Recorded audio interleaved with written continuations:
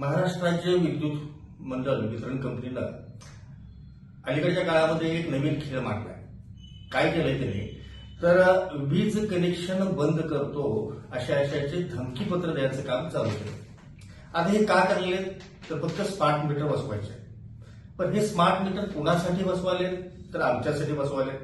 मग ते घ्यायचं का नाही घ्यायचं याचं कंपल्सेशन करण्याचे अधिकार यांनी केंद्र शासन सांगतं आणि राज्य शासन सांगतं म्हणून एक 2-3 ओळीचं नियमावलीचं पत्र त्या धमकी वजा नोटिशीमध्ये घालतायत आणि ह्या नोटिसा ग्राहकाला पाठवतायत. तुम्ही जर तात्काळ स्मार्ट मीटर बसवून घेतलं नाही तर तुमच्या घराचं वीज खंडित करण्यात येणार आहे.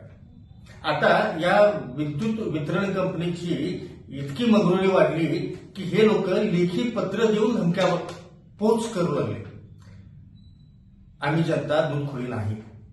स्वाभिमानी शेतकरी संघटना निश्चितपणानं आदरणीय राजू शेट्टी साहेबांच्या आदेशानंतर यामध्ये सक्रिय होत आहे आणि ही सक्रिय झाल्यानंतर या विद्युत वितरण कंपनीला मात्र त्याची उत्तरं सविस्तर आणि दीर्घ अशी द्यावी लागतील.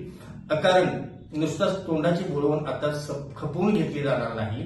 निश्चितपणानं ग्राहकांच्या हक्कासाठी आता रस्त्यावरची लढाई चालू झालेली आहे. स्वाभिमानी शेतकरी संघटना रस्त्यावर आजपासून उतरलेली आहे. धन्यवाद.